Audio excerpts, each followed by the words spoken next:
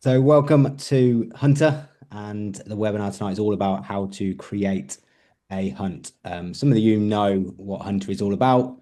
Some of you may not know what Hunter is all about. So, I'm going to explain to you what it is, why we as a family have created this app and this website, and then yeah, any questions we'll go through at the end as well. So, if you have anything, if there's something I'm going through you're not quite sure, please interrupt me at that point, and we'll go through that. But if there's any questions later, we can go through that afterwards as well. So the question, I suppose, is what is Hunter? You might have seen some of the posts I've been putting out there. You might not have seen anything, so I'll explain to you what it is. Basically, Hunter is a web-based app at the moment. So it's a website at the moment. I'll explain kind of why it's not an app yet, and the reasons for kind of keeping it on a website for now.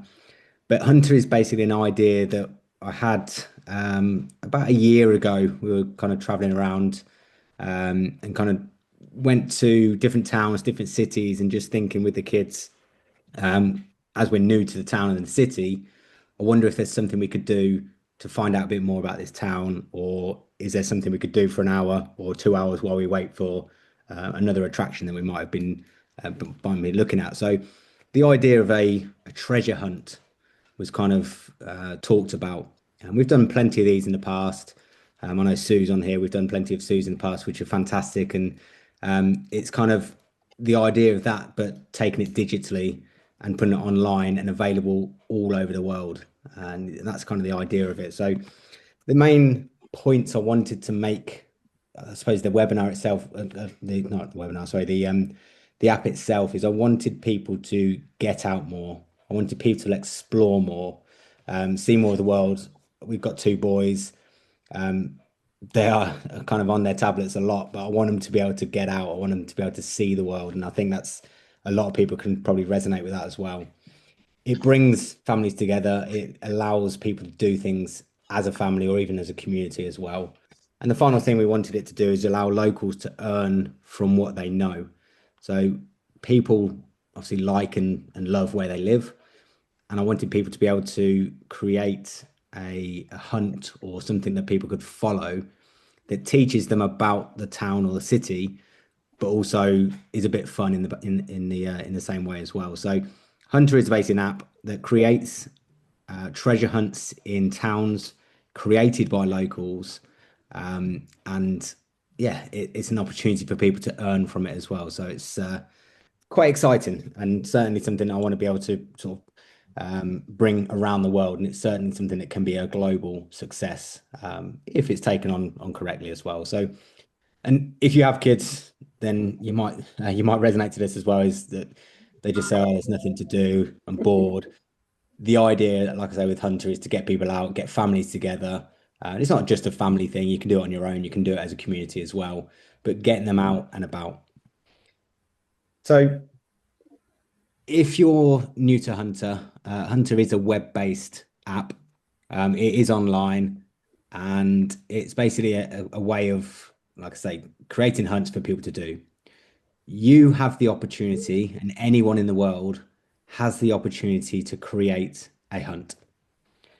Just checking before we continue that everyone can hear me okay. If your mic's off, you can say yes, or you can put it in the chat and just say, I can hear you, or you can hear me. Yes.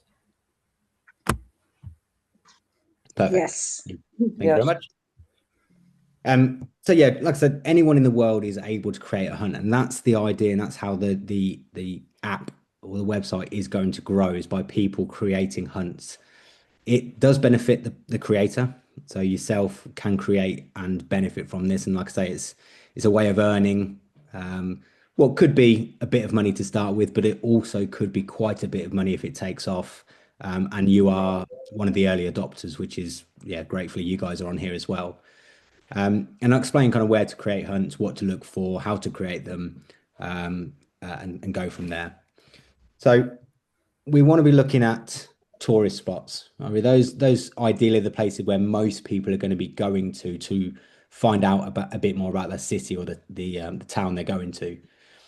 You want to be looking at possibly university cities. So you've got students, people like that, Cambridge, Oxford, the big sort of cities as well would be ideal. But also, we're not dismissing villages. Even the tiniest village can have a hunt.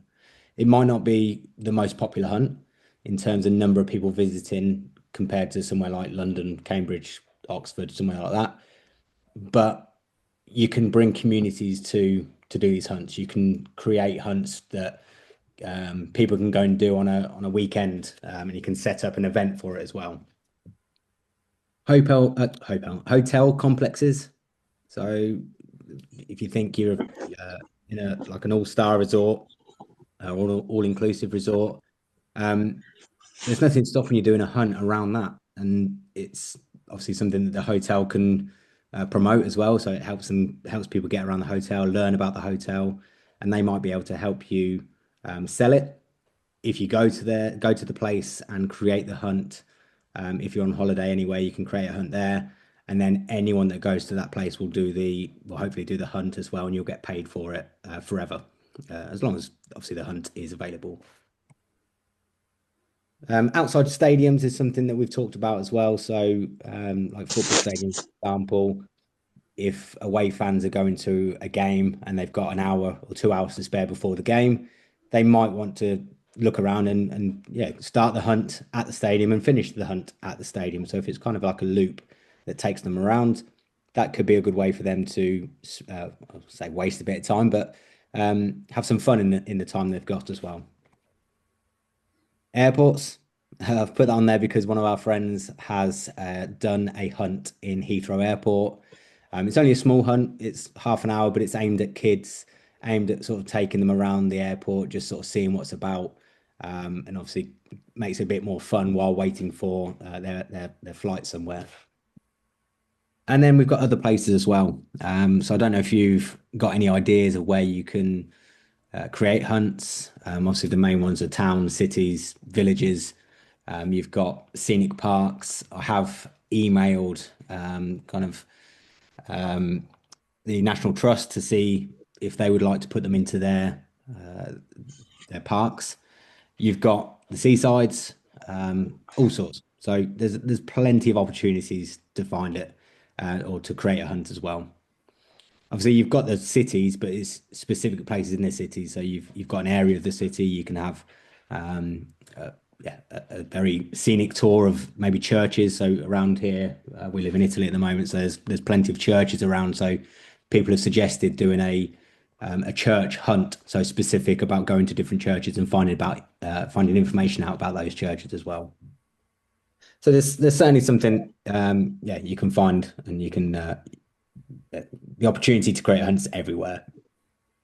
Obviously, time is one of the things. So I think with time, we would say would allow about 2 hours to sort of create the hunt. And that's kind of walking around and then editing afterwards as well, which I'll talk to you about how to do that.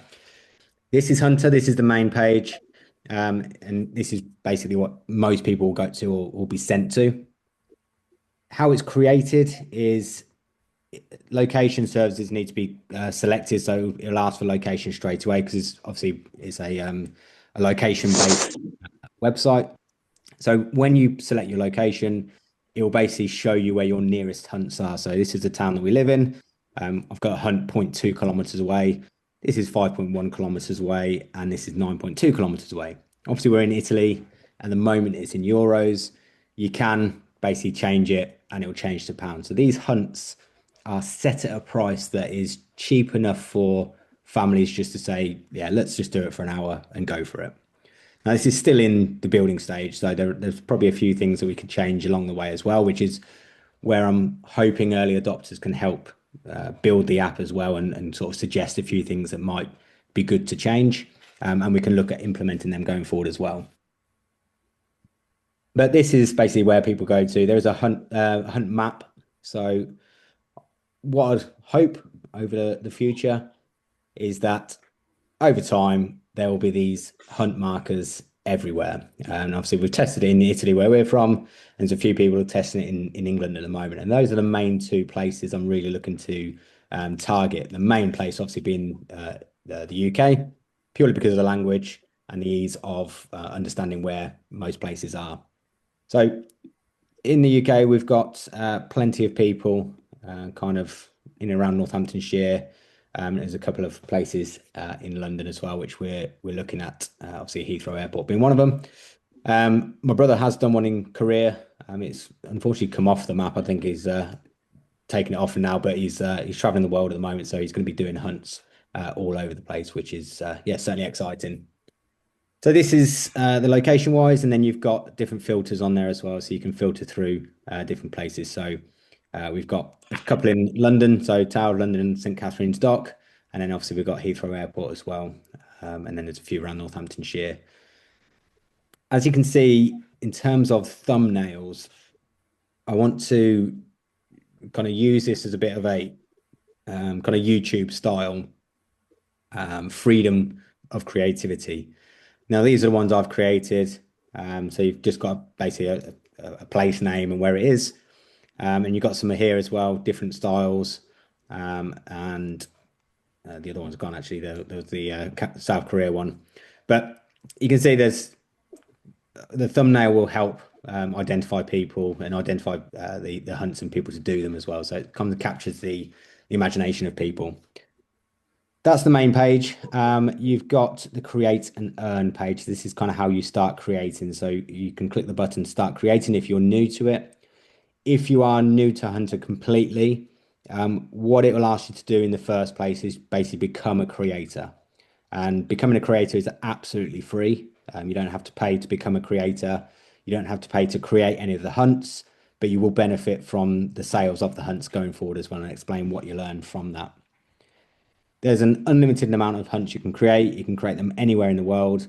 At the moment, they will be monitored before they get published. So I'll be looking at through them, just making sure they are not worthy. I suppose worthy is not the right word, but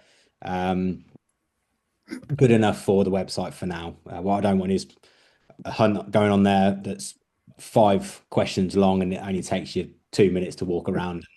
Someone's going to pay €7 or £7 for that. It's not quite what we're looking for hunters. So we'll just make sure that the hunts are good enough to go on there first. Okay. In terms of earnings, then what you earn as a creator is you will earn 60% of the sale of the hunt. The other 40% goes to Hunter, and that will be put back into marketing to help other people find and understand what Hunter is. So we'll be putting that back out to try and get more people to play. So the more people to play, hopefully the more times you will earn as well.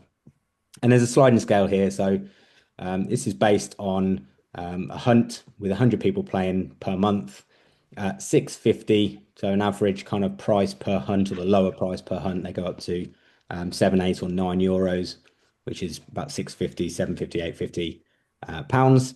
And you get 70% of that. So if you had 2 hunts, sorry, 60%, if you had 2 hunts and 100 people played them per month, which I'll show you later, that's not that many people. But obviously, as the app and the website will get more popular, hopefully more people will play them as well. But you earn £722 per month, or on a month that happens. Obviously, the more hunts you have, the more opportunities you've got of people playing. If we go up to 10 and you get 100 people playing 10 of your hunts a month, there's a decent income there of £3,612. If we take it down to, obviously only one, there's not going to be loads, but even 51 people playing 10 of your hunts a month, it's still a decent income of £1,800 per month. But yeah, we can exaggerate and go way beyond, but 5,000 people playing 10 hunts is 180 grand, but that's a decent monthly income. But it's very unlikely at the moment that's going to happen. So we're just going to make sure we're putting out there. But what I'd suggest is the more hunts you create, the better. And obviously, as the app grows and as people understand and know about it, then the payments are going to go up. But the beauty of this is once you've created it, you can leave it. And it's a case of once it's done, and as time goes on, as I say, if people understand what the app is all about and know how to use it, hopefully the popularity increases and more people play. And because yours is there already, and hopefully that will help you earn some income. And it might be some surprise income sometimes. You don't know that people are playing it, and then suddenly you get paid. So Obviously, you do get notified every time people play. In terms of, I suppose, security and privacy, all of the details are private. No one sees who the creator is. You create a name, that's your alias on the site. And yeah, you basically get notified every time someone plays your hunt. Okay. In terms of questions, we'll come on to that on the actual slides itself. So there's an example of a kind of a hunt if you need to know and understand it. But basically, the idea of the game, I suppose, the website is that when people play the hunt, they create and earn points, and those points basically help them on the leaderboard. So we have a global leaderboard around the world, and then we'll have a monthly leaderboard of people playing that over time as well. Okay, so in the future, I need to look at this, but in the future there might be a monetary prize for people that play it, and there's a monthly prize for the person that's at the top of the monthly leaderboard. As obviously it's in its early days at the moment, that will come into play later on, but there's future for it as well. Creating the hunt, how it works is the app tracks your route. So there, as you start it, you've got to walk the route that people are going to do. You can edit it afterwards as well, so it's okay to sort of walk around trying to find a clue because it'll edit it afterwards as well. So you can walk the route, find the clues, add the clues as and when you walk, and then you can basically see, um, yeah, see the hunt afterwards in the edit screen. So start your walk. Walk to where you know. Obviously, the idea of locals doing it is they pretty much know where to walk already. It's not like you're visiting a place and you're trying to find the best places to look for. Ideally, the locals will know where to go. So we want to look for churches, obviously things that aren't going to move. You don't want to be sort of putting a question where there's a Christmas question or something because it's in a window of a shop. It's Mm. not going to be in there in summer. So you've got to pick something that is always going to be there all year round. There is a choice of people when they're doing the hunt as well to say that the clue is gone or it's moved. So that will get flagged up if something has changed. But for now, we want to pick stuff that, yeah, is always going to be there. So churches, statues, famous buildings, fountains, plaques on the wall, signage, all those kind of things. So things that are going to be even things on the ground, or signposts, that kind of thing. Okay. And in terms of signage, that this is a few photos from around where we are in Napoli. So this was a pizzeria we went to in Napoli, and there's a few questions you can ask about this already. Even kind of what the color of the sign is, when the pizzeria opened, what's the name of the oldest pizzeria in Napoli, those kind of things. So there's different ways to ask the questions as well. Plaques on the buildings, signs, busy signs as well, but there's plenty of questions you can ask on that or get people to kind of look into it a bit more. And you don't want to be obvious when you're asking a question. You don't want to be kind of make an obvious question. There's all sorts around. So look for different things, interesting things around the town or the city that gets people thinking about the question and thinking about the answer rather than just what is the name of this or that kind of thing. Okay. So let's look at this sign in particular. This is one where we are, and we want to think about the questions we can ask. Now, the bit that I want to kind of not stress, but just help you with is that don't try and think of the question there and then when you're on the walk, because what you want to do is just get the questions, get the clues, and then you want to edit afterwards. It's a lot easier to edit on the computer afterwards. And this is a reason why it is still a website rather than an app. An app is obviously just on your phone. Um, Editing afterwards you can do on the phone, but it's a lot easier on the desktop. So you create your route, the route's there, and I'll show you kind of what that means in a moment as well. So questions you can ask. So you could ask things like this. So which 83-year-old professor's name is on the wall? There's a few things that's kind of asking you to do. Is you've got to try and find out who's 83. So it's not telling you already. So if you look at the dates, 1927 to 2010, you can find out that that person is 83 years old or was 83 years old. and then you know that the name is Reno Panzer. You could ask how old was Reno Panzer, so a different way of asking it. You could ask how old was the professor, so not necessarily giving away the name. It helps people out and trying to think of a the answer as well. So be a bit more cryptic as well. You could ask when did Reno Panzer open, or should be Panzer open, and in the bottom right, even though it's in Italian, most people will understand that would be August 2023, or you could put the answer as 2023. What you can do on the app when you're creating the questions is your answers, you can give alternative answers. We are obviously restricted on what the answer is and what the alternative answer is, unlike doing it in person where you can say, oh, look, we'll give you that point for that because it was close. It's yeah, a given on the app that it's either right or wrong. There is a an 85% spelling leniency in the questions as well. So if someone doesn't get the question right because they've spelt it slightly wrong, it will still give you the points. The other thing you could say is what was the occupation of the 83-year-old whose name bears the wall?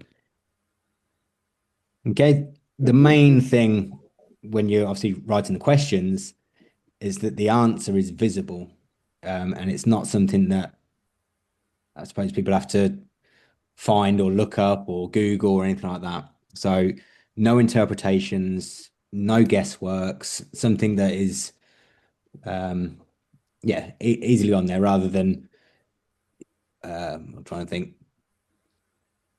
what could it be used? What could this hall be used for? Right, that's very subjective. So you don't want to ask anything like that. So it's got to be something that is very black and white. People know it's there and they can either find it or not find it. Okay. Yeah. Now those questions are all good, but you could make them better. So things like which 83-year-old professor's name is on the wall could change to count the years that makes them 83. What professor's name do you see? So rhyme it, add it into a bit of a different spin. The other question, how old is Reno Panzer? Reno Panzer's name is on display, but how old were they? So just different ways of asking the questions. How old was the professor? The professor's name is on display, but how old were they? So same sort of way, but when did Reno Panzer open? A building that everyone adores, but when did it first open its doors? Okay, Good so one. different ways of asking it, as I say.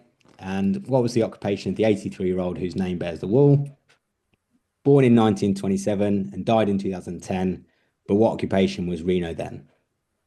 Okay, so this can all be done afterwards. And if you're creative and you can kind of come up with those kind of questions, that's great. If you're not, what I can recommend is using ChatGPT to basically say, create this question into a rhyme or create this question into a riddle or something like that.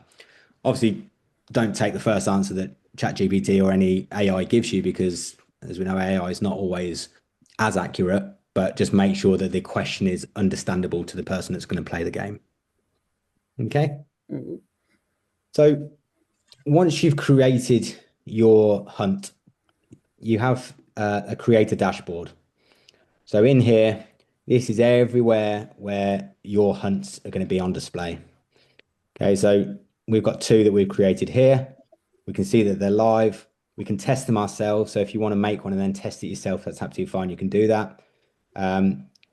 If we go into the edit, now I know there's a few people on here that might play this one. So there's a few things given away here. But what you do here is you can change the display picture there. You write the title. You can use AI to help you create a title. This is all AI descripted. So you can basically put in, well, you can leave that blank and basically say create with AI, and that will give you a description if you're struggling to put that, which is yeah, fine, not a problem at all. But obviously, it's better if you can create your own. The location of where it is, obviously, that's going to appear on the thumbnail in the homepage. You can change the difficulty, so medium, suitable for all ages and abilities. Sorry, easy, medium, moderate challenge and pace, and hard is challenging route or terrain. So obviously, if it's really steep and up a hill and over cobblestones and all sorts, you might want to change it to hard, but don't necessarily want to put people off. This is where you can edit the route. So you can see the route and you can edit that. This one here is about 2.2 kilometers. So about 1.5 miles, which is a good route. Let me just show you the route so you can kind of see. It's a good loop around the village. All these points here, you can see where the clues are. The people playing can't see where they are. Okay, so they're not gonna walk along and see that two's there because that obviously gives it away where they are. It's got to be a challenging hunt where they're actually looking for things. You select whether it's for families, solos, groups, couples, elderly, children, whether it's suitable at night, daytime, etc. So you can fill that in there. You had a starting point photo and the starting instructions, so people that buy it can be taken straight to there. You do have it does give you a Google Maps direction if you need to get to the start line as well. So yeah, people can say, take me to the start. And then you've got the questions. So I won't go into all of these, but you can basically find the question. You put the question in, you put a hint, you put the answer or an alternative answer. So on this one, the answer is 17, but people might put the 17th. So I've put there that you can have 17 or 17th. And then you can put an interesting fact in there as well. Okay. AI can generate it in the edit. I'd say it's not always accurate, but it does give you a good kind of helping start, I suppose. One thing with the interesting fact though, don't give away the answer because people can see this when they're at the clue. So if the interesting fact is about a person, don't use that person's name or don't say on the 17th, this person, like just put it in a way that is interesting enough or about the area rather than the actual clue itself.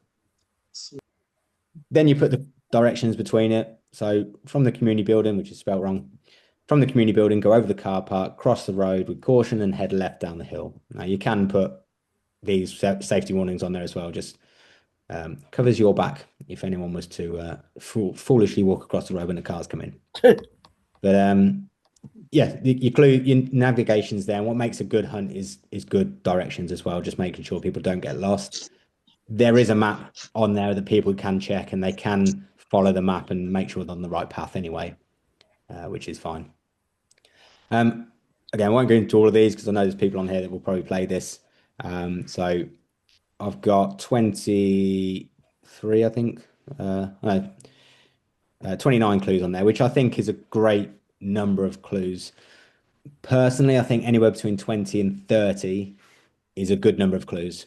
So yeah, if you can kind of create something that yeah, people have got a lot to think about and go through, that will probably take someone about an hour to go through and walk around the town as well. So it's a 2.5 kilometer walk, but also they're thinking about it as well. So it's hopefully a fun walk. And that's it. This one's obviously published. But if you're editing it, you can go into edit it yourself. Any questions on creating the hunt or the editing side of it? Well, that was something I was going to ask actually. Yeah. Between 20 and 30, I think that's a useful thing to know. Yeah, when you're creating it, the app won't allow you to do less than 5. I might increase that to less than 10 as a minimum because I think less than 5 basically tells people they can do 6. So I Well, I might think change 20 it. to 30, you've covered it. Yeah, I could do that. It's a good And point. and how long? For the hunts, I think an hour's walk, but it should track it. So obviously you're doing the walk yourself. It will work out average walking pace, the distance, the number of times people stop for clues, and then it will basically give you or give the person the rough time it should take. Yeah. I think perfect distance as well is anywhere between 2 and 3 kilometers, or 1.5 to 3 kilometers, which is well, a mile and a half. Any more than that, it gets into a bit of a trek more than an adventure. Yeah. At the moment, not that it matters too much on here, I don't think, but this can be played in Italian and English at the moment. There is an opportunity later on that it will be translated using AI into all of these. So I think when you're creating the questions as well, try not to make it English answer really. We've got one question here in Introdac where the answer is actually ferry, which you're giving it away to people, but Mm. we might look to change that because if people want to play in a different language, that won't translate to that language. So yeah, we've got to just make sure we're looking at the questions right. But at the moment, I won't worry too much about that. The idea of getting the hunts out there will be better for now. You can edit later on. You can also see in your in here, you can kind of look at your performance of the hunt. So you can see when people get stuck, when people are skipping the hunts, skipping the questions, when people are asking for clues, etc. as well. So Mm. it kind of helps you sort of see which questions are too easy and which questions are hard. And again, you can change the hunt whenever you like, so you can edit it over the time as well. Right. It's automatically paid out, so you can select if you get paid out monthly or weekly. It's all through Stripe, so Stripe will ask you to create an account or connect an account. So if Yeah, you've already got a Dawn was Stripe going account, on about. I don't understand what strike is. Strike. it's Stripe. Stripe. So I've never heard Stripe's of it. yeah, it's just a payment system, a bit like PayPal, where it's a third party, very well renowned and worldwide payment structures, but it's fairly simple to start. Um, it does ask you a few questions like what website are you using to sell products on or whatever. Just put Hunter. So Mm. the website is hunter.online, and just put that. That's fine. But I can see if you're struggling on any Stripe links anyway. So if there is an issue, Yeah. it will get flagged up, and I can basically email you and see if I can help. Thank you. Um, in terms of as a creator, this is your dashboard. I'll talk about stickers as well. So I've got stickers that you can basically put around the town to basically help people find your hunt. So it's got a QR code of the website, but obviously if people have got the location on, then it will say there is a hunt 0.2 kilometers away. So if people are looking for something to do, then Mm. this is a way that people can scan the QR code. It's I say free advertising. It's advertising when you're 24/7 advertising, which I'll come on to that as well. They say they're £43 for 10 stickers, so £4 30 a sticker. Obviously, you can put 10 stickers in one location, or you can put two or three stickers in one location, but just dotted around the town in towns and cafes as well. So what we're trying to do is put stickers into cafe windows because people are obviously there, obviously either talking or interacting with other people. They might see that and think that's something we can do, and then they can go and do that. If it's a loop around, you might bring them back to that cafe as well. So Mm. at the end, there is a recommendation screen where you can recommend the cafes locally as well. If any of them want to give a discount code to anyone that's done a hunt, then you can put that in there as well. So Mhm. it can do all sorts. Okay. What else? There's a bit of marketing information. So just kind of how you can market your hunts. I'll do as much as I can to market them. Obviously, in the early days, I can jump onto local Facebook groups and say that there's a hunt locally and things like that. But as it grows more and more, I'm not going to be able to do that. But one thing that we sort of suggest for creators is that you advertise your hunts as well, because you're going to get paid for it as well. So there's different ways you can advertise, and obviously there's loads of different examples and whatnot on here as well. So it's worth just going through the website, having a look and playing around with it, and finding out a bit more about the hunts. People can collect badges as well. So as people do the hunts, this is the players rather than the creators. The players are collecting badges, and it gives them an incentive to keep going and do different things as well. Okay. Mhm. And then finally, what makes a good hunt is an easy route, somewhere that people can follow, takes them around the town, not too challenging, but not too easy. Um, Interesting stops, so things they can understand, they can discover, they can find out. Um, Certainly around Higham, when I did it in Higham, I've lived there quite a while, and I still found out some information about it, even though I live there. So it just helps people around Mm, find a little bit more information about their town or the town they're visiting. Mixed question types, so not always about what date is this, or it's kind of the date. It's about money. It's about how much the building costs, or who's the most famous person. Just different things. But as you get used to creating them, it'll become a lot easier to do. Clear directions so no one gets lost. Obviously, if people get lost and then they give up, it's not good for reviews and things for you. So you just want to make sure that people have a good time and be able to find the next clues easily. Add a fun tone to it. So adding obviously a bit of even comedy into the questions maybe sometimes, or the rhyming, just rather than just what is this, what is that. You mm, want to add a bit more to it as well. And I think the final thing is if someone's finishing the hunt at a great location or a great pub or a great restaurant or cafe or bar or something, I think that adds to the hunt as well. Um, and yeah, certainly those points there make a good hunt. This can be played solo. The other thing this that Hunter allows is people to play it in groups. So it creates a local group, a local leaderboard. So if you're meeting at a point and three or four, five different teams want to go around and do the hunt, they can compete against themselves rather than the world. So there's another way that you can do that. That's not fully been tested though, just to put a caveat in that. So I need to get that tested at some point. So I have tested it to a point, but it's only been me and my other phone. Although that sounds like a burner phone, Lydia's phone. Um, so what you earn is 60% of the hunt income. Like I said, the other 40% comes to Hunter, which will go back into marketing to help people understand and know about it as well. So if you had one hunt at £7 a hunt, you get stripe fees of 30p. So they take a fee for obviously the transactions going through. If 50 people played that hunt per month, your income is £200, which could be decent. Obviously, could be better. Three hunts, £7, same stripe fees per play.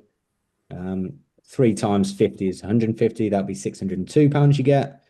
Five hunts at 50 people playing a month is 250 people playing in total, which is £1,000, or 10 hunts at 50 people playing is 500 times played in the month, which is £2,000.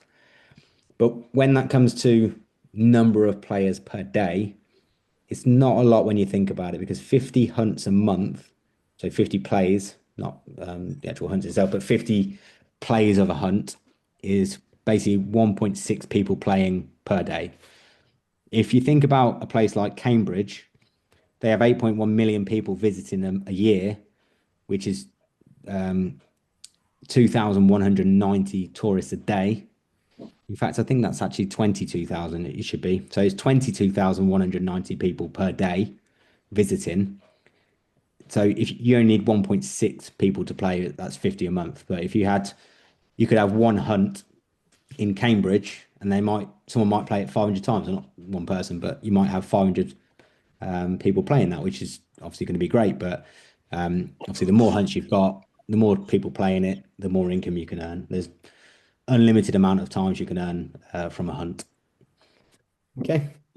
hmm Now, are hunts £7 each or £8 each?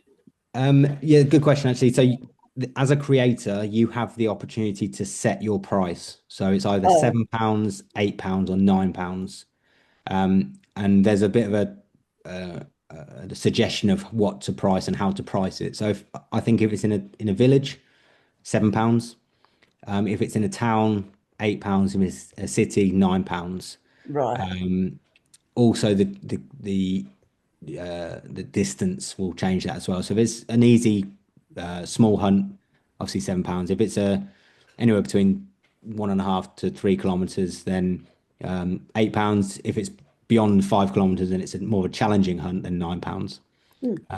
But you set that. It's completely up That's to an you on that one. interesting way of looking at it. Yeah, Yeah, I just think it just helps people, and it's cheap enough for a family just to say, let's go for it, let's do it.